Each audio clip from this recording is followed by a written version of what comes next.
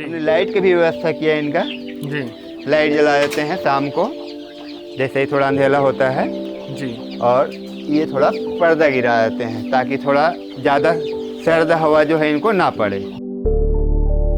इस वाले सेक्शन को हम समझेंगे सर कि यहाँ पर जैसे कि देख पा रहे हैं हम लोग छोटे बड़े सारे मुर्गे एक साथ हैं।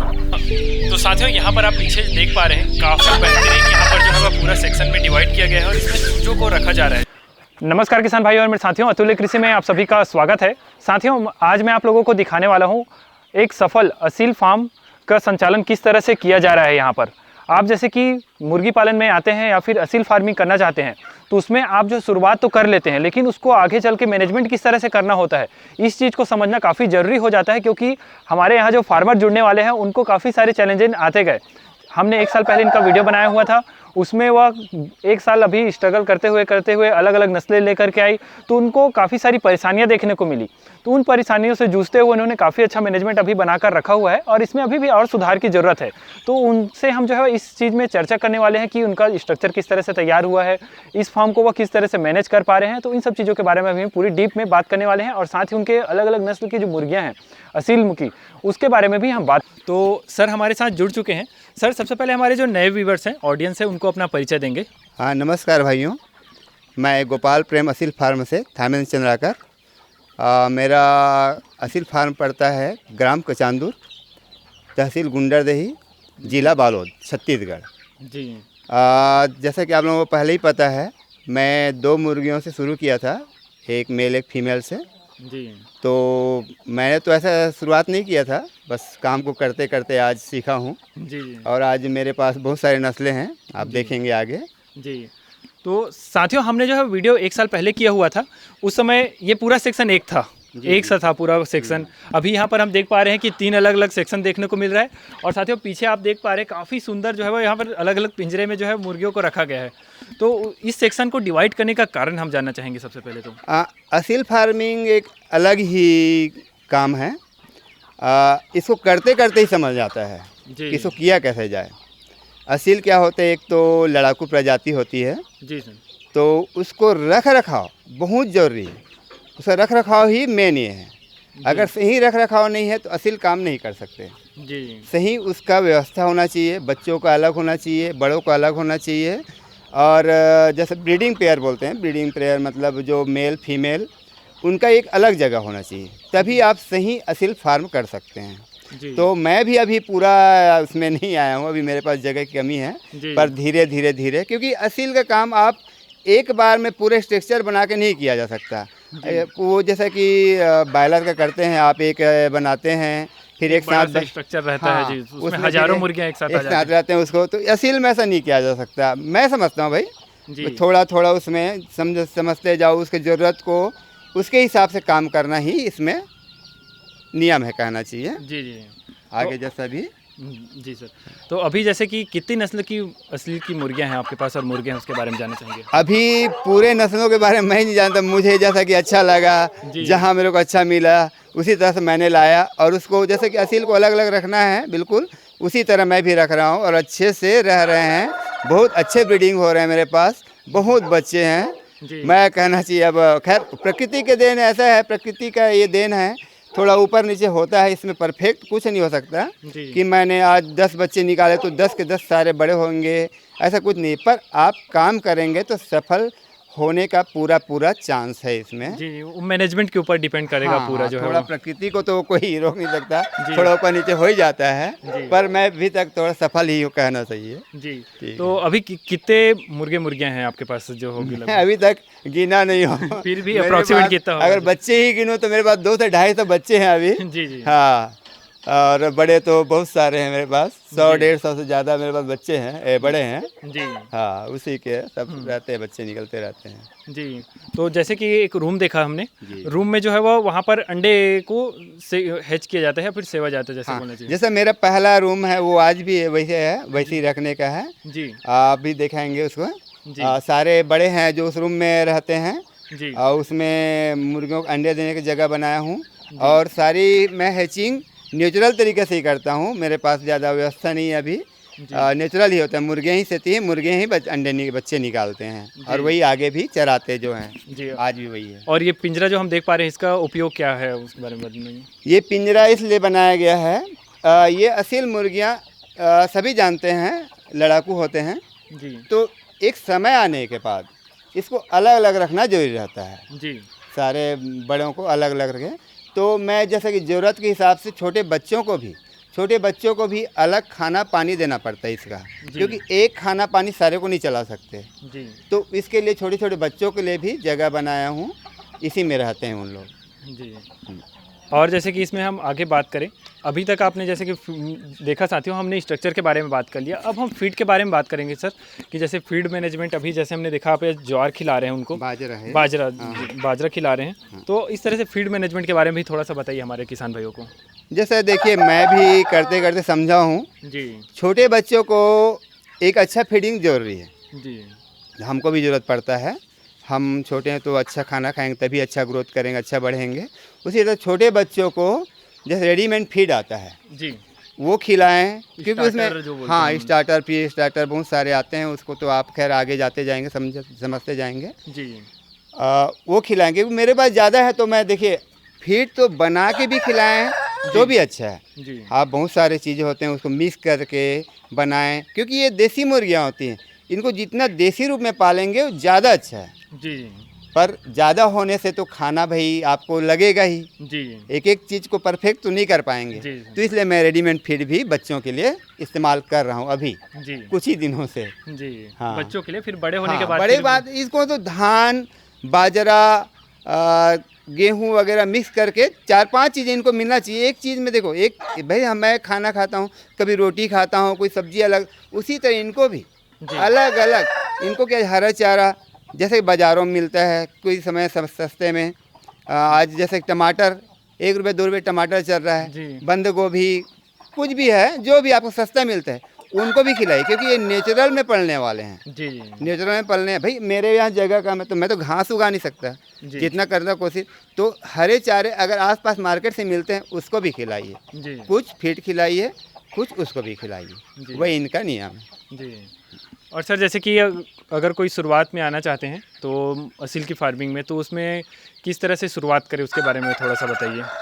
असील जो नए है, प्योर नए है, जैसे कि अभी मन बना रहे हैं हाँ, हाँ। असील फार्मिंग को लेकर के, उसके बारे में बताइए। बिल्कुल, असील कैसा है, भाई मैं तो शुरुआत के जैसा अभी मेरे को जानकारी नहीं थी, आज भी जानकारी नहीं है। जी आप अपने क्षेत्र को पहले समझिए, जी आपके क्षेत्र में कोई किस चीज़ को पसंद कर रहे हैं जी उसको समझिए। कोई लगता है कि हाँ यार मेरे बगल वाले इस चीज़ को रखे हैं, उसको बहुत लोग लेने आते हैं, बहुत लोग पूछते हैं, उस चीज़ को समझ के आप करिए। असील में बहुत सारे असील आते हैं अलग अलग प्रकार के, तो उसको समझ के आपके क्षेत्र में किस टाइप का चीज़ को मांग रहे हैं जी सर। एक शुरुआत करिए उसमें, फिर धीरे धीरे बहुत सारे नस्ल होते हैं इसमें, धीरे धीरे उसमें आइए। जैसे मेरे पास, मैं भी समझा उसको, आज अभी कितने प्रकार के होंगे? मेरे पास कम से कम 5 से 6 प्रकार का भी नस्ल असील है मेरे जी। पास, अलग अलग। जी। हाँ, उसके बाद फिर जैसे आपने स्ट्रक्चर को काफ़ी ध्यान दिया हुआ है, और उसके बारे में भी थोड़ा सा बताइए किसान भाइयों को। हाँ वही है, इनके लिए अलग अलग जगह बहुत ज़रूरी है। जी हर साइज के मुर्गे मुर्गियों के लिए अलग अलग जगह बहुत ज़रूरी है, जी वरना ये क्या होते हैं, लड़ते हैं खाने के लिए, क्योंकि इनको एक साथ बहुत सारे बॉयलर की तो फीड दे नहीं सकते। जी जितना कम मिलेंगे इतना इन लोग जूझ के खाएंगे तो ज़्यादा ही स्ट्रांग बनेंगे। जी इसलिए इन लोग खाने के लिए एक दूसरे को लड़ते हैं, तो छोटे बच्चे को भी मार देते हैं, तो इसलिए अलग अलग इन लोगों का जगह बनाना बहुत ज़रूरी है। और इसमें सर जैसे कि बीमारियों के बारे में बात करें, आपको कोई बीमारियाँ फेस करने को मिली होंगी, उसके बारे में बताएंगे।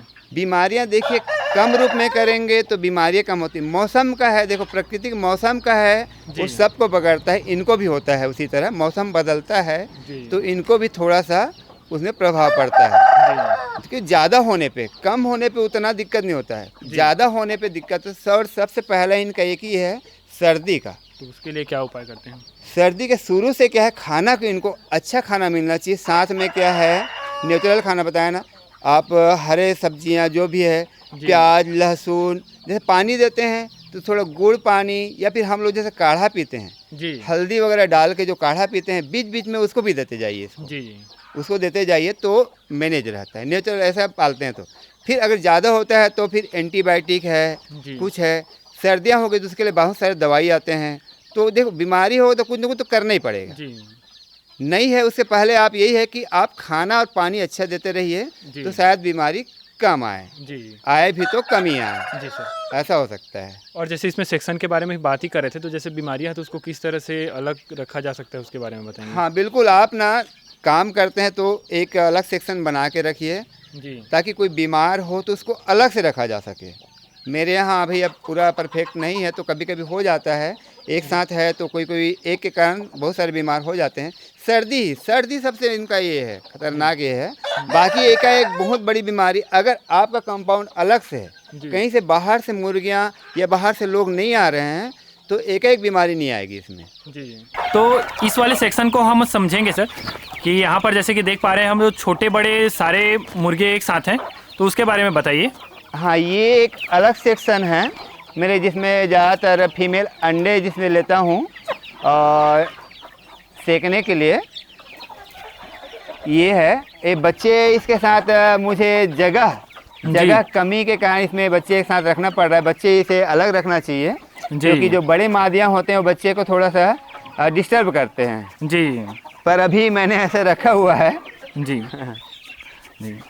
जैसे कि हमने पिछले स्ट्रक्चर में देखा हुआ था, यहाँ पर एक कमरा है, तो इस कमरे का क्या उपयोग कर पा रहे हैं अभी जो है वो? ये कमरा इन्हीं लोगों के सारे, जैसे ज़्यादा मेरे पास है ना जी, तो ज़्यादा मादियाँ हैं तो ये रहने के लिए जी, यहीं पे रहते हैं। ये बहुत बड़ा कमरा है इसमें जी, और साथ ही अंडा देने के लिए, सेकने के लिए जगह बनाया हूँ मैंने। जी।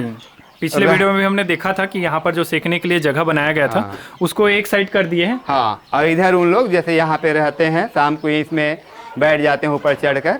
जी। तो ये उनका सेकने का जगह हो गया। हाँ, और ये यहाँ पर पूरे रहते हैं। हाँ, इसमें बच्चे भी यहीं पे रहते हैं जो थोड़े बड़े हो जाते बच्चे नीचे मेरे बच्चे हैं, वो मादियाँ हैं बच्चे वाले, वो अलग से नीचे में कहीं भी बैठ जाते हैं उन लोग। जी। वैसे उनको तो अलग से रखना चाहिए, अलग से छोटा रूम रहना चाहिए, पर अभी जगह व्यवस्थित न होने के कारण मैंने इसमें एक साथ सारे आ जाते हैं शाम को। जी। शाम को इसी में रह जाते हैं। जी। तो अभी आगे हम और देखेंगे साथियों, यहाँ पर जो है छोटे बच्चे जो कि अंडे से निकलते हैं, 1 से 2 दिन के रहते हैं, उसको और अलग से यहाँ पर रखा गया है और पिंजरा जैसे बना करके रखा गया है, उसको हम देखेंगे। काफ़ी सुंदर वहाँ पर बनाया गया है। अब ये आप देख सकते हैं, यहाँ पर आप पूरा देखेंगे पिंजरे की तरह यहाँ पर काफ़ी अच्छे तरीके से पूरा सेक्शन बनाया गया है। यहाँ पर टोटल कितने सेक्शन है सर? ये 20 रूम है इसमें, छोटे छोटे। ये 4 बाई 3 का। जी। मैंने अपने हिसाब से, आप कोई अपने हिसाब से बनाया जा सकता है, ऐसा कुछ नहीं इसका। जी। मैंने 4 बाई 3 का एक रूम बनाया है, अलग अलग, जाके इसमें सुरक्षित रहे, इनको अच्छा सा जगह मिल सके करके। तो मैं इसमें छोटे बच्चे भी रखता हूँ। जैसे ये चूजे निकले हैं 2 दिन पहले। जी। 2 दिन पहले निकले हैं अपने माँ के साथ, है इसमें अलग से, ताकि ये सुरक्षित खाना और पानी इसको अलग से मिल सके। जी। साथ में, इसलिए अलग अलग।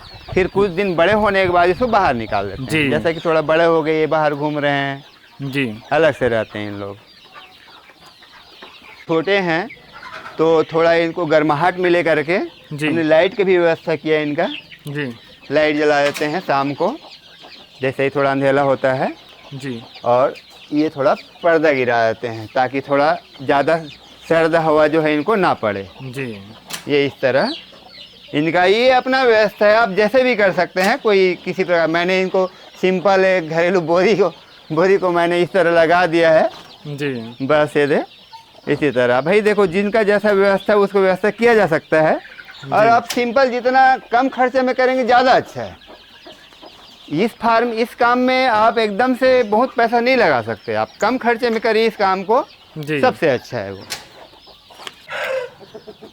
ये क्या, वो छोटा सा मैं लाया था इसको नागपुर से। ये जो आप देख रहे साथी, ये जो है मेन ब्रीडर है। हाँ, ये सबसे पहले लाए थे इसको। ये सबसे पहला ब्रीड है मेरा। जी। सबसे पहला मेल। असील का ब्रीडिंग सेटअप अलग ही होना चाहिए। जैसे कि हम मादियाँ 3, 4, 5 मादियाँ रखो और एक ब्रीडर रखो साथ में। एक साथ रहने पे ये ब्रीडर लड़ते हैं। जैसे मैं अभी जगह इस तरह होने की वजह से रखा हूँ, तो ये आपस में लड़ते रहते हैं। जी। और ब्रीडिंग पे ध्यान कम देते हैं। जी। तो इसका ब्रीडिंग सेटअप एक अलग होना चाहिए। जी सर। 5-6 मुर्गे जो भी हो, और मुर्गे आप डालिए, अलग से रखिए उसको, तो सही ब्रीडिंग होता है उसमें। जी एक साथ अगर आसपास रख दिया तो दिन भर लड़ते ही रहते हैं मुर्गे, जी ये अच्छा नहीं है ये। जी। सूट आ गया है, बता देंगे तो भी चलेगा। हाँ वीडियो हो गया है, ऑडियो नहीं आ पाया था। हाँ। तो ये वाला जैसे शुरुआती सेक्शन है, इसके बारे में बताएंगे सर। ये मेरा ब्रीडिंग सेटअप बनाया हूँ मैंने, अलग अलग नस्ल रखे हैं इस कारण से। जी ब्रीडिंग सेटअप मतलब मुर्गे मुर्गियाँ 4-5 मुर्गियाँ रख दिया हूँ, और एक मुर्गा अच्छा नस्ल का। जी तो एक अलग अच्छा वातावरण मिले इनको ब्रीडिंग करने के लिए, और अंडे अच्छे से दे, इसलिए अलग अलग बनाया हूँ। जैसे एक ये है और एक ये है, जी। दो और यहाँ पे। ये जैसे तैयार हो जाएंगे, अंडे देंगे, तो अंडे को फिर कहाँ लेकर के जाएंगे हम? हाँ, ये बहुत ज़रूरी है। ये असील की मुर्गियाँ होते हैं, बहुत भारी होते हैं, 3 किलो एक सिंपल बॉडी वेट, 3 से ज़्यादा की होते हैं, 3, 3.5, 4 किलो तक हो जाते हैं। 3 तो एकदम सिंपल। तो अंडे सेने के लिए थोड़ा दिक्कत होता है, इनके वजन से ही अंडे टूट जाते हैं। तो मैंने अलग से थोड़ा मीडियम क्वालिटी के मुर्गियाँ रखी हैं सेने के लिए। जी मैं इसके अंडे लेता हूँ और उस मुर्गियों से सेने के लिए देता हूँ, जी और वो अच्छे से सेते भी हैं और अच्छे से बच्चे को संभालते भी हैं। जी। यही है इनका। और उसके बाद फिर जैसे बड़े हो गए तो फिर ये अपना दूसरा जो सेक्शन हाँ। था इसमें लेकर के आ जाते हाँ, फिर जैसे ही निकलते गए, फिर अलग अलग जगह देना है। फिर थोड़े बड़े हो गए, 3 महीने के हो गए, तो वो फिर अपने से खुद खाते हैं, घूमते हैं, उनको फिर माँ की ज़रूरत नहीं, फिर अलग कर दो उनको, उन लोग रह लेते हैं। हैं। जी। तो धन्यवाद सर सारी जानकारियों के लिए। आपने काफ़ी अच्छे तरीके से अपना मैनेजमेंट किया हुआ है, और इसमें सामने जो देख रहे हैं किसान पे, वो भी से बहुत कुछ देखने सीखने मिला होगा। जी। पर आप देख सकते हैं ये जो था, इतना सेक्शन था, 3 सेक्शन में यहाँ पर डिवाइड किए थे। उसके बाद फिर अभी हम जो है पीछे आ चुके हैं। तो पीछे अभी हम देखेंगे कि कौन कौन सा सेक्शन है। ये जो था तालाब था, ये छोटा था ना मामा, इसको बड़ा कर लिया गया है। हाँ, ये थोड़ा सा पानी साफ रहे, अच्छा रहे करके जी। ये मेरा हंस के लिए है। जी हाँ, पहले छोटा सा, इसको थोड़ा बड़ा बनाया, अच्छा बनाया हूँ। जी। उसके लिए घर भी बनाया आपने छोटा सा? हाँ, इसके लिए घर भी बना दिया हूँ ताकि अंडे वंडे दे वहाँ पे करके। जी। यहाँ पे रहते हैं इन लोग, जी पानी इसी में खेलते उलते रहते हैं। जी। तो अभी तो मैं काट के इन लोगों को देता हूँ, इसी को काट के दे देता हूँ, खिला देता हूँ, इन लोग खा लेते हैं हरे चारे, जी थोड़ा थोड़ा इसमें से भी इन लोग खा लेते हैं। जी। और ये आपने काफ़ी अच्छे तरीके से इसको डिवाइड किया हुआ है। ये साथियों आप देख सकते हैं, ये जाली लगा है इसको इस तरफ जाने से रोकने के लिए। हाँ, ये ताकि पार इन लोग मुर्गियाँ ऐसे, इनको हर चीज़ दिखा तो इन लोग टूट पड़ते हैं उसके लिए। टूट पड़ते हैं, तो ये अलग रहे, ताकि हम लोग इसको काट के खिलाते हैं इनको, जी। ताकि अच्छे से इनको मिल सके, वरना इन लोग नुकसान करते हैं इसको। जी। तो इसको जाली लगा दिया गया है ताकि कोई चीज़ इनके लिए भी नुकसान ना हो और हमारा भी नुकसान ना हो। जी। इसमें कौन कौन सी भाजियाँ लगा कर रखी? आपने काफ़ी सारी भाजियाँ देखने वो को मिली। भाजियाँ सब प्रकार के लगा दिया है। जी। और ये देखिए बाजरा क्या है, लोग ये बाजरा देखिए लगा दिया मैंने, बाजरा ऐसी छिड़क दिया, हो गया है। जी। ये इसका घास जो बहुत अच्छा है, इसका घास काट के इन लोगों को खिलाते हैं और बहुत अच्छे चाव से खाते हैं। बाजरे का घास है ये। और इसको जैसे कि इसमें कटिंग करते जाएंगे तो कितना लंबा चलने वाला है ये देखिए, मैं कम से कम 5 बार, कम से कम 5 सिंपल बता रहा हूँ, उससे ज़्यादा भी काटा हूँ, और उसके बाद भी देखिए बढ़ते ही जाए। जगह भाई मेरे पास क्या जगह है वो ये करता है, वो आपके पास थोड़ा जगह है तो जी ये किया जा सकता है, नहीं तो फिर ये तो पालने के छोटे से जगह में भी पाला जा सकता है असील को। शुरुआत आप कहीं से भी कर सकते हैं, छोटा जगह है वहाँ से शुरुआत करिए, फिर धीरे धीरे धीरे इसको बढ़ाते रहिए।